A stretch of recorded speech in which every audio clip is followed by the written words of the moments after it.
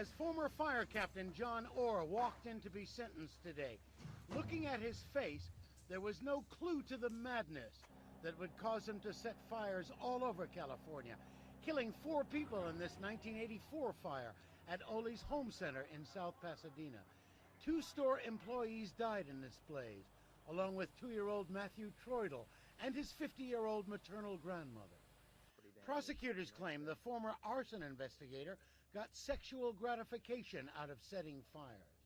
Today, Orr declined to address the court, and Judge Robert Perry sentenced him to 4 life terms in prison without the possibility of parole. I find that 4 concurrent life without parole terms are appropriate for counts 1 through 4, and they are now imposed. Hearing the sentence, Orr seemed passive, but relatives of people killed in fires he set wanted the death penalty, an eye for an eye. He gets to see his grandson. He gets to just enjoy breathing and being alive. And that's more than our families are going to be able to do.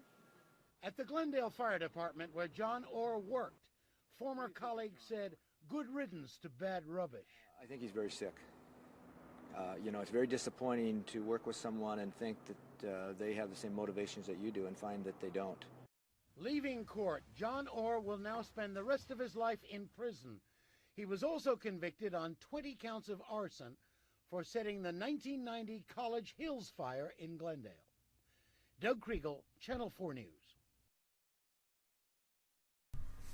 Welcome to the Scarlet Tavern. Grab a drink, take a seat, and let's begin.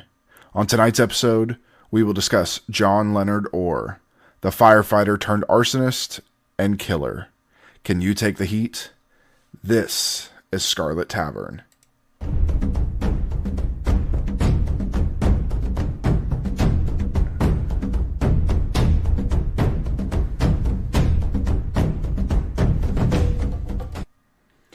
All right, so we are back with our third topic, which would be our 5th episode, technically.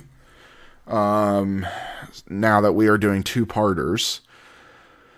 Last week was a rough one. This one's not much better, but next week our next topic will be a much lighter one.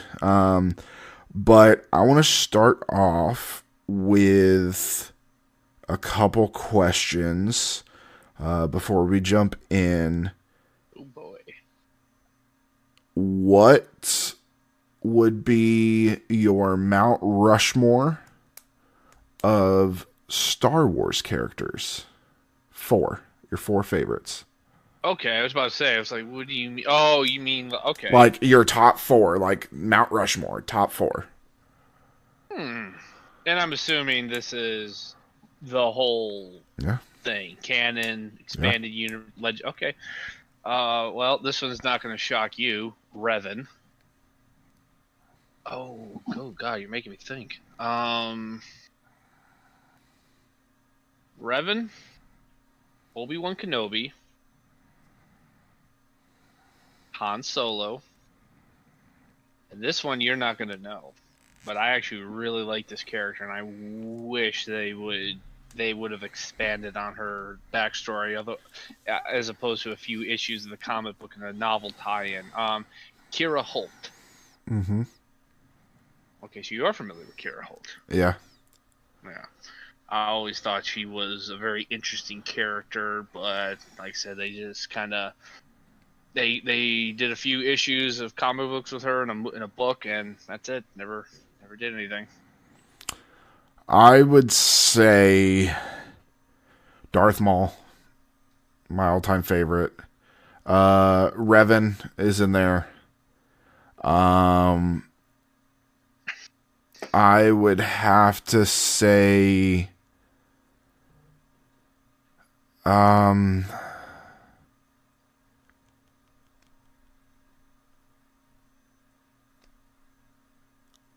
I'd have to say Mando, definitely. Din Djarin. Yeah. Yep. And then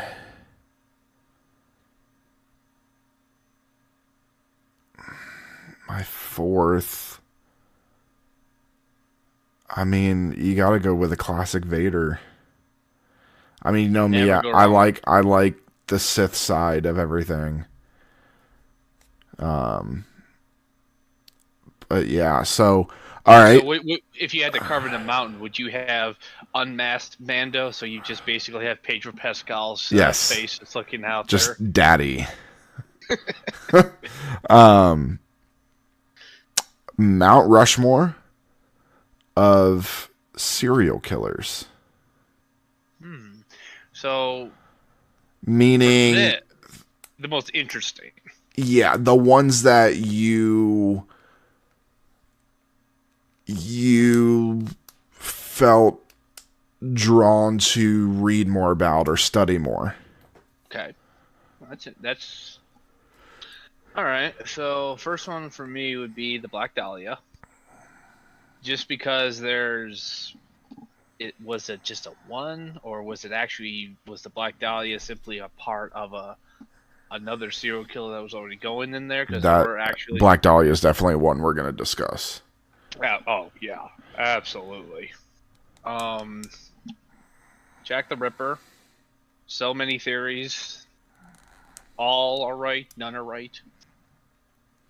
This one you probably never heard of, simply because it's so interesting. It actually reads like it came off of what they call one of those penny dreadfuls, the Black Doodler. I'll talk more about it, but basically the Black Doodler was if it was true, which there is evidence that he did actually happen, but he doesn't get a lot of it. San Francisco, 1960s, 70s, he would a homosexual man would actually prowl the LGBTQ bars of of the Bay Area, and he would just doodle people as like a pickup line, and he would go back to their apartments, and then after intercourse, he'd kill them. Yeah, supposedly there was some people who survived, but nobody would refuse. Back then, nobody willingly outed themselves, so yeah, he never got arrested or anything. We don't even know like the suspect's name, because San Francisco police won't comment on an open case. Yeah, so that's two. That's three. The last one. Serial killers. That would probably be Son of Sam. Okay. Because I don't live in New York City, but that was New York, and that was actually the hysteria for that was real. Even where I live in New York, my mother and my grandmother would say that when that was happening, women all over New York State changing their hair color, doing the things my mother and grandmother said they did were like, oh, we were scared. I'm like, it's in New York City. You're like 7 hours away. What were you worried about? Well, you never know. I'm like, okay, I guess not. I mean, I don't think the people in Florida were originally worried until a serial killer came knocking at their door in Gainesville. That is very true. So you never know. You're absolutely right. Okay, so Bundy. Again, I'm from Florida, so Bundy hits Florida, hits close to home there. Obviously he's not from there, but he did a significant amount of killings and was caught there. How far away were you from Gainesville? Well, number one, my sister lives in Gainesville. She goes to UF. And she's in vet school there. My stepsister. I was about to say, it's like, why am I just hearing about the sister? No, my stepsister. She goes to UF. So she's in Gainesville. She's in vet school there. But probably about 5-6 hours. But he did travel through my small town. Ooh. At one point, and actually one of the small towns that I lived in, called Sebastian, he actually killed somebody from there. Oh. Her family still lives there. I'll have to find the name. When we do Ted Bundy, I'll find the name. That's like a four. That's like a 4-part episode. Oh yeah, Ted Bundy's going to be massive. Yeah. So Bundy, Ed Kemper, very interesting because Ed Kemper's very interesting because it may be that he would not have turned out the way he was if he didn't have the upbringing he did. Yeah. That's Possible. very much nurture versus nature kind of thing. I think we've definitely covered that there are people who are definitely born with that switch, that brokenness. There are, like Robert Padella definitely was one of those people I feel was born with it, but you're right, Ed Kemper was somebody. Oh yeah. Maybe if his mom wasn't just such a nutcase, maybe Ed Kemper would just be an old retired California Highway Patrol cop right about now. Then I would say the Toy Box Killer, which I know that's not one you know about. No, I am not familiar with the Toy Box Killer. We are definitely going to touch him. He was big in the 50s, didn't get caught till the 90s, and then died in the 2000s. Very interesting one. Very brutal, but very interesting. And see, my final one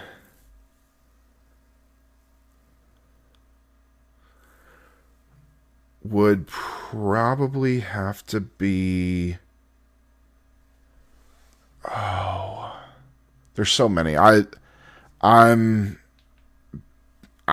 love the serial killer topic. I was going to, when I was still a cop, I was going to school to study them. I would probably have to say the Zodiac. Another one, never been caught. There's suspects. People think there of course was the big thing was Jack the Ripper and Zodiac the same person. That was one of the big rumors. I don't believe it is.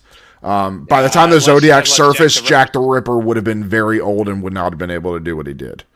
Jack the Ripper would have been dead by the 1970s. Well, I mean, there are a time machine. There are people that are living a long time. So, yeah. But that was one of the correlating things was people thought because of the way the crimes happened that Jack the Ripper and Zodiac could have been the same person. They also believe that Jack the Ripper could have been multiple people, but we'll get into all of that when we touch on all of them because we are going to touch on them. But definitely the Zodiac. I remember going to see the Zodiac movie in theaters, and really? it was my dad and I went, and it was like 6 hours long, I think, if I remember right. It was like 3 hours. When you saw it in the theaters, it was 3 hours, and then you took a break. They put like a 30-minute break for people to go to the bathroom, get concessions and everything, and then you came back after 30 minutes and finished the other 3 hours. My dad will actually be joining us for part 2, everybody, and when he does, we'll talk about that because we'll see if he remembers going to that. But yeah, so... And again, all of these people we are going to touch on. With that, I say let's go ahead and jump in to part 1. And Ben will be taking the reins on our next 2 topics. Yes, thank you, everybody. All right, let's get into it. John Leonard Orr has been known for many things in his life. Brother, husband, father, airman, firefighter, arson investigator, murderer, and monster. From the mid-1980s to 1991, Southern and Central California experienced a wave of arsons that was unprecedented for its time. The cost of this was in the tens of millions of dollars for its time, which would be equivalent almost in the hundreds of millions today. And many of these fires would end up being investigated by John Orr himself. At the height of his reign of terror, it is believed as many as 2,000 fires were set in the Southern California region alone. This is the story of the Pillow Pyro, as the investigators would call him. or as others would call him, the fire lover. This is John Leonard Orr. Ominous. Sorry, folks, my things. Orr was born on April 26, 1949, in Los Angeles, California. He was one of 3 boys. His parents divorced when he was young. His mother just up and leaving without any notice, and only making contact after several days of being incognito to his family. This would lead to his father to have many health issues throughout the rest of his life.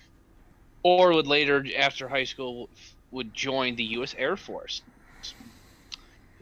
In 1967, he shipped out for basic training at Amarillo Air Force Base, Texas. They used to actually send you somewhere else besides Lackland. Yeah. How did we luck out? I say that. And then getting stuck at the same base for tech school. Yeah. I will say I almost became a firefighter in the Air Force. And then I became friends on my first base at F.E. Warren in Cheyenne, Wyoming. I became friends with the firefighters, and I was literally this close to doing a transfer. This close, because I was like, they didn't have to do shit all day.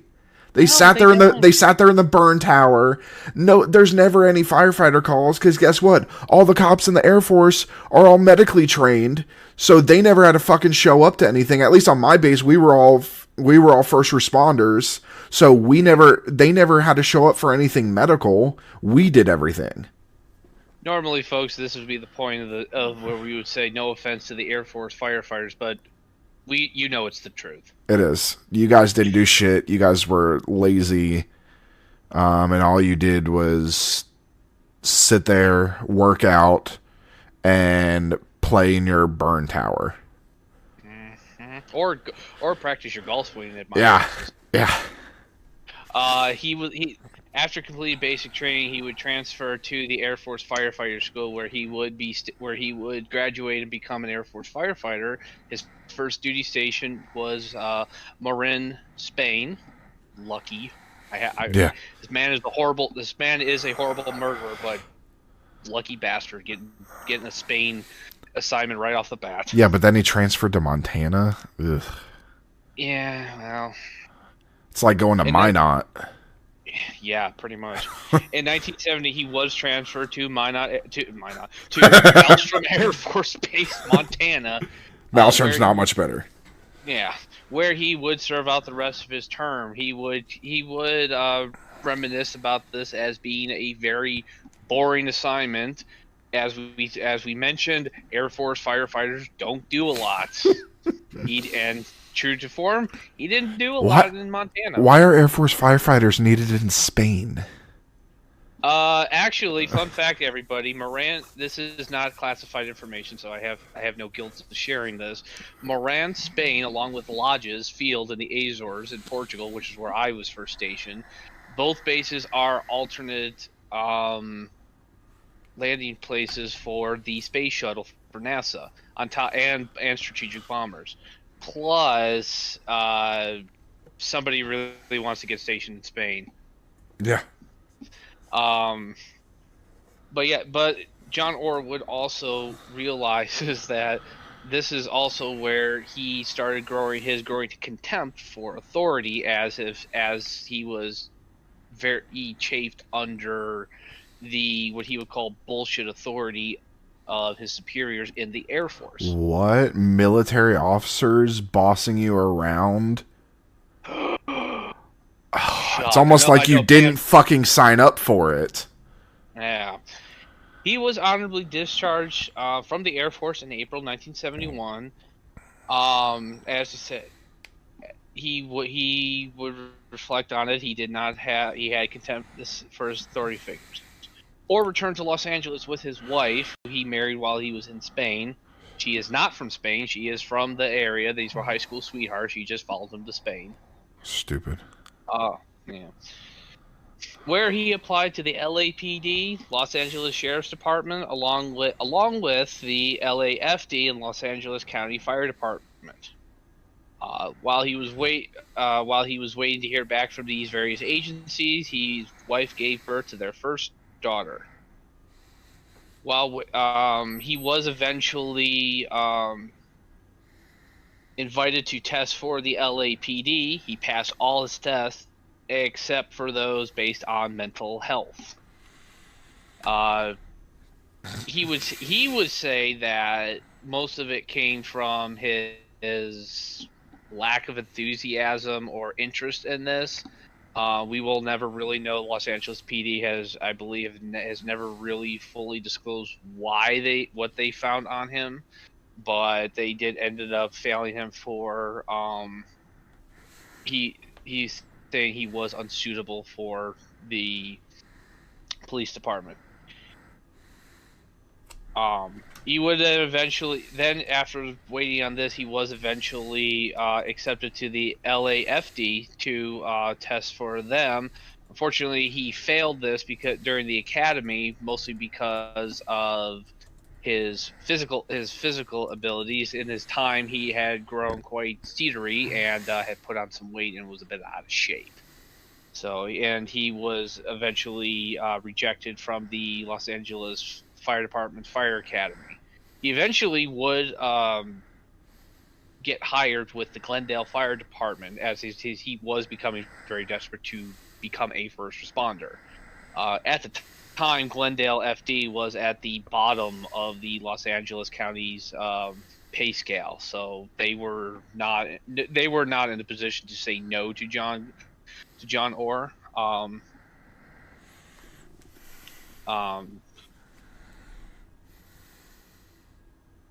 He would eventually, while as a firefighter, he would take classes for fire science, and interestingly, he also took police sciences courses.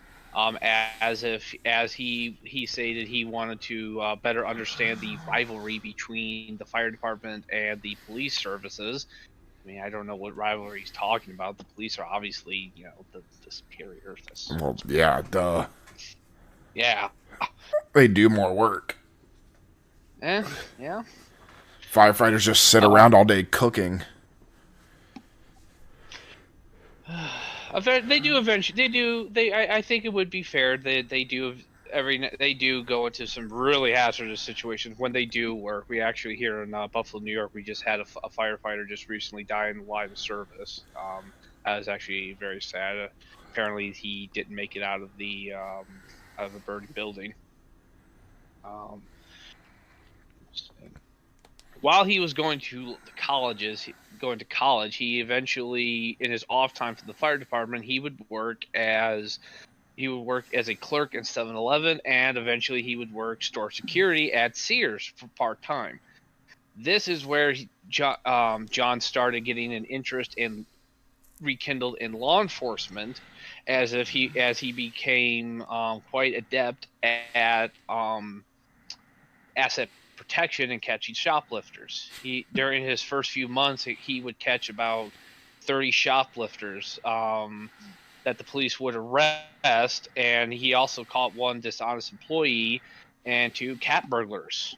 He started to develop what he called a cop sixth sense. He started his interest in law enforcement never really went away. So he's a joke. He is still he's a rent-a-cop. He started getting a reputation. While he was working there, he would hang out in many cop bars frequented that other cops were frequenting. He got the reputation of a cop wannabe. Paul Blart. Paul Blart at least was funny. There's nothing funny about John Orr. While he's doing this and everything, being a firefighter to him was as a regular line fireman seemed very boring to him. He just got tired of the routine and mundane life of an ordinary firefighter. Eventually, John soon requested and got assigned to the fire department's Hill Patrol. Now, the Hill Patrol consisted of driving around in a Chevy 3/4-ton pickup that carried a pump and water tank doing fire inspections and prevention. This would take him around the various areas that he eventually would use to set up his arson crimes. Now, it's very hard to determine where this pyrokinesis bug of his. Wow, he was pyrokinetic. I know, he's a wizard. He can't see firebolts everywhere.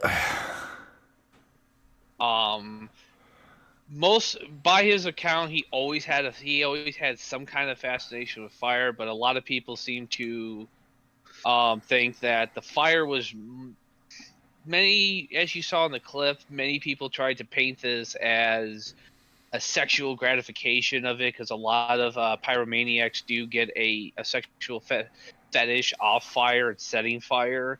But after reading this, and even by his own accounts, this doesn't seem to be the case. It seems more of the act of, oh, look at me, I'm the hero, I solved the case. Because as John would eventually, from his position as the Hill Patrol, he would eventually be able to become the Glendale Fire Department's chief arson investigator.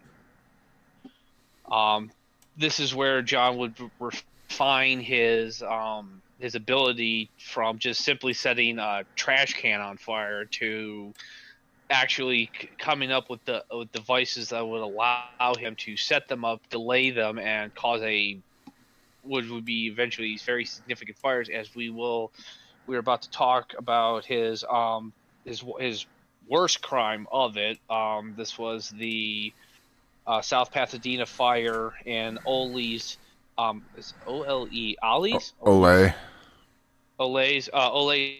centers. This was a hardware store located at a shopping plaza in South Pasadena, California. On October 10th, 1984, Ole's was completely destroyed by a fire, and 4 people were killed, including 2 employees, Jimmy Satina, 17 years old, along with Carolyn Krause, 26. Also killed was a customer, Ada Deal, 50, and unfortunately, her 2-year-old grandson, Matthew Troidel. Many people would describe this fire as being very intense, very hot. In one case, as somebody who was actually able to get out, he actually described his arm. The skin was starting to melt. The heat from this was so intense. This was for its time, this was a very big deal. This is actually at the time considered one of the worst structural fires in the Southern California region for some time. It drew many arson investigators from all around Southern California to investigate the destroyed store and find out the cause. John Orr was included amongst these arson investigators. And at the time, when they all kind of huddled together, most of the investigators there concluded that actually this was an electrical fire. Now this would come back to haunt John Orr, not only because he obviously committed these crimes, but this was a case of where his ego got the better of him. He was the only one who insisted that this was a case of arson. Made by all intents and purposes, he made quite a big spectacle of this. He let his ego flash out there for everyone to see. Rubbed a lot of people the wrong way. Ultimately, nothing came of it, and it was declared a accidental fire. Now I wanna kind of point out, because we do have some listeners that are not from this country, and I'm not sure how all the other countries are, but a fire investigator, obviously, I think most countries have firefighters. I'm not sure if everyone has arson investigators. So an arson investigator is a firefighter who then receives law enforcement training, who they, in most states, I know in Florida at the very least, and I believe here in Kentucky, in most states, they have arrestable powers, which means they are the cops of the fire department. They go, they investigate a possible arson, figure out who set it, why it was set, and then they themselves will go and arrest that person and make the case. So John Orr, being an arson investigator, is technically fulfilling part of his dream of being law enforcement because he is the law enforcement of the fire department. But he is not a police officer. Correct. I believe you cannot pull somebody over and arrest them. The only arrest you can make is in the case of an arson. And I believe, I did some research, but I believe that an arson investigator, at least in the state of California, does in fact not have arresting powers. He can investigate. Obviously, he does have many of the credentials, training, like you said, of a police officer, or at least an investigator.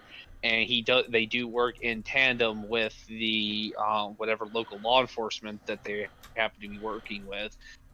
But the police actually ultimately do this. However, this distinction was lost on John Orr by all intents and purposes and all accounts.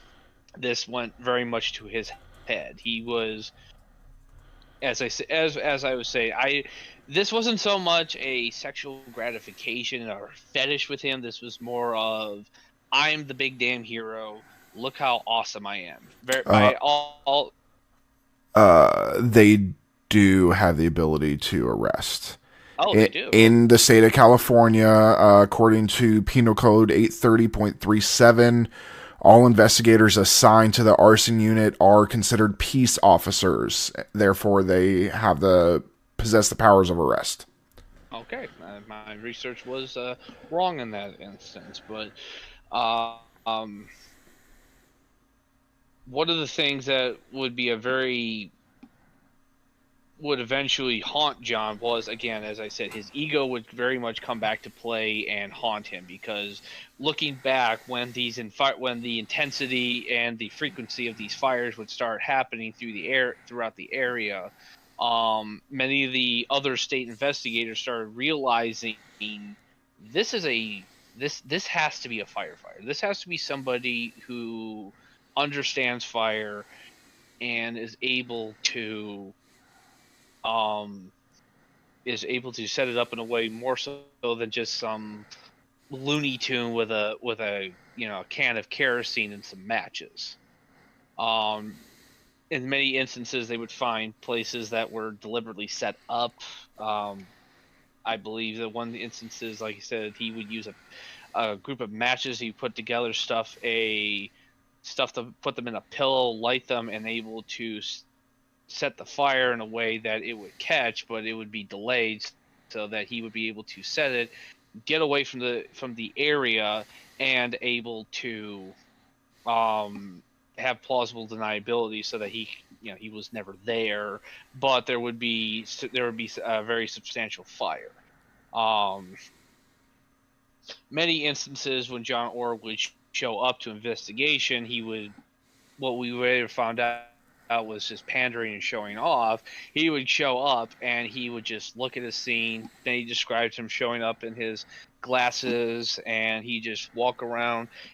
Other investigators and firefighters would be clearing the scene, looking around for the point of origin, and he just go there. And he would just walk over and I completely picture, if anybody's ever seen CSI Miami, I completely see what's his name, the redhead, where he takes his glasses off and he we have a murder. That's what I picture him doing, the points of origin is there. I'm honestly, on it's fire. And then you hear,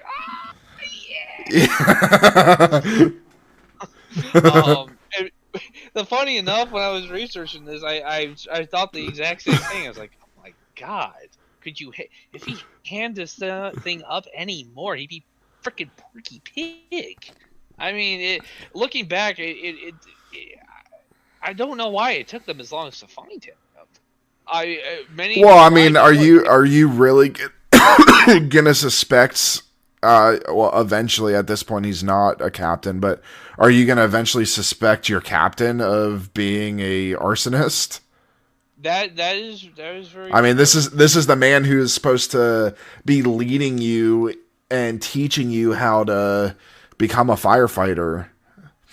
In point of fact, John Orr would actually use his abilities and detective prowessness. Yeah, and actually we gain him. Like you said, he eventually would become a captain in the Glendale Fire Department. I think eventually, if he had not been caught, he might have eventually become chief. He would have been a full-on battalion chief. He was one at the time, just before his being caught, was considered one of the, despite his grating personality, as he was known for, he was considered one of the top investigators from California. I would be the greatest detective in the world if I killed 600 people and solved all of my own kills. Yeah, that is. It's like setting up his own resume, like fire. There it is. And on the resume, like this man could have fucking gotten 600 fires because he set all 600 fires. Yeah, I mean, you gotta beat the best to be the best. Well, that's it. Yeah. And a lot of people, the way it's described it is like his contempt for authority never really went away from his Air Force time. In fact, like as I said, this is what really fueled it. If John Orr would not be anybody's boss, not if he could help it. So if you can't beat them, basically join them. If you couldn't beat the authorities that in his mind were keeping him down, he would outshine them and show them up. So eventually he would become one of the top arson investigators for California.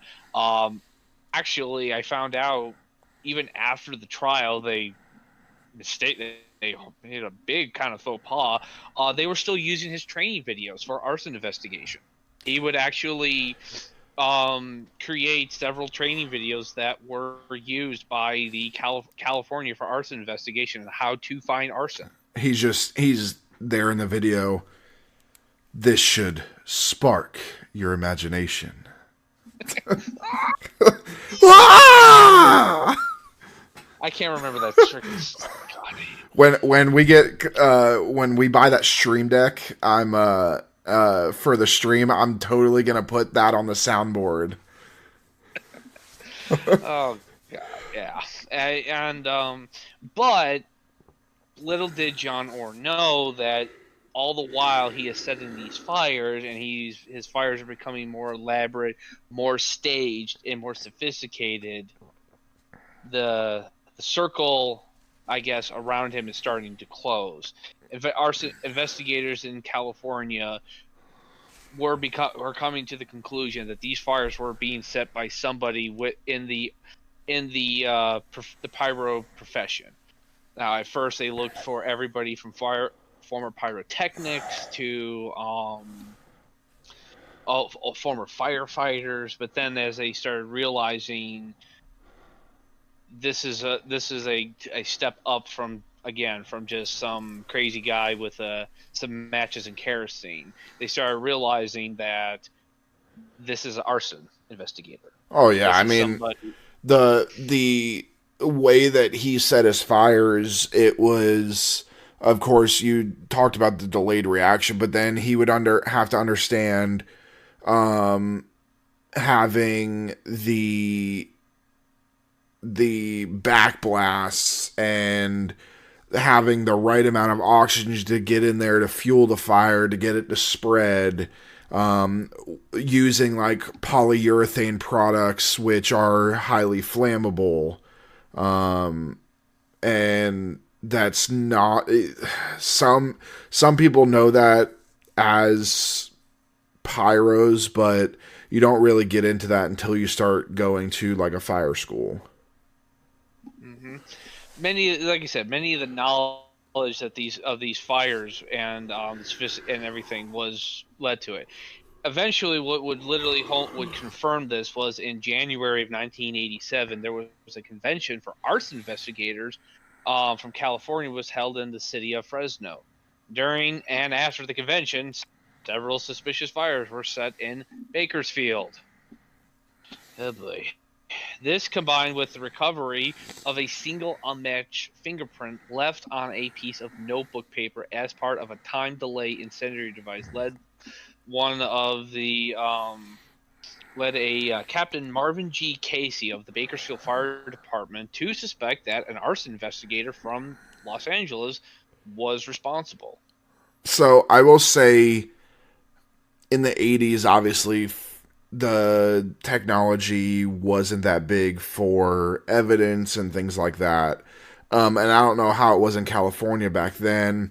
I know, at least in Florida, for most departments in Florida for law enforcement, when you become a law enforcement officer, you're actually fingerprinted and all of that. That goes into an employee database. I don't believe they had that back then, because otherwise they would have been able to match his fingerprint to his employee database. And they probably would have caught him a lot sooner and would have been able to save a lot of lives. Mm-hmm. Absolutely. Now, during March of 1989, another series of arsons were committed along the Pacific Coast in close conjunction with a conference of arson investigators in Pacific Grove, California. By comparing the list of attendees from the Fresno conference with the attendees for Pacific Grove, they were able to actually compile a short list of 10 people who were the suspects, and John Orr was on this list. But everyone on this list, the short list, was cleared of suspicion when their fingerprints were compared with the fingerprints that Casey had recovered from the piece of notebook paper and on the arson scene, and Orr's fingerprint did not actually match. So, and a point of reference here is the fire and the heat and everything could very well have distorted that fingerprint to the point where it wasn't going to match Orr's. And also, like you said, the databases weren't really there back in the late 80s. Yeah, I mean they were looking. They back then, it in the 80s, when you're comparing fingerprints, it's literally sitting two fingerprints side by side with a magnifying glass and looking at the distinction points. That's how they did it in the 80s. And it was, I mean, at that point, especially working long cases, he's looking at, he's looking at 10 suspects. So he's sitting there, 10 fingerprints all day. You're going to miss something. I guarantee you Orr's fingerprint matched. It's his. On top of that, there was, I mean, where's the problem caused? I mean, John Orr he's an arson investigator, but he's not just stuck with he's not staying within Glendale. He's going all over California. Who's to say he wasn't there at some point? Yeah. It was, they obviously were on the right track, but this case was very much, as we'll see in the next part, a lot of luck played into this. And again, John Orr's own hubris would probably be the final nail in his own coffin.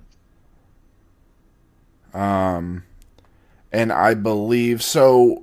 These are going to be pretty short 2-part episodes.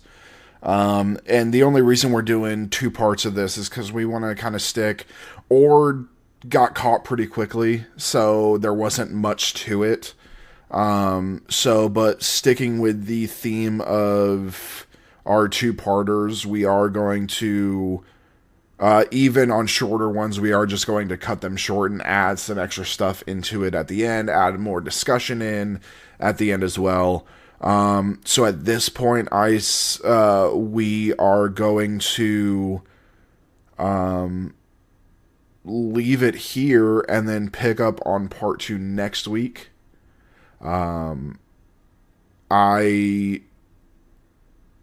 Again, this was a much shorter episode than what we usually do. We're usually at about an hour and a half. But again, we want to kind of stick with the schedule that we have been doing, for consistency wise. So, because really most of our stuff is going to be a lot longer than John Orr, but I know Ben wanted to do John Orr for a while. Plus, I kind of want to see your dad. I want to get your dad's perspective on this, because he, compared to us, he has a much longer law enforcement story. He might actually. I'd be very interested to see his input just from. He was also alive back then too. Yeah, that's true. Obviously, different states, but he probably. I would be. I'm sure this made national news. But yeah, and my dad again has the more law enforcement experience than both of us combined. So, I did 9 years total, and my dad hit 20 years. So, and my dad was also, before he was a cop, he was a volunteer firefighter. This would be a very interesting. So, with that, we're going to pick up on part 2 next week. My dad will be here for that, and we will be getting his opinion on all of that. So, please stick around. Come visit us next week. And we want to thank you for visiting the Scarlet Tavern. Remember to turn in your glasses, push in your seat, and always tip the bard. Good night. Good night.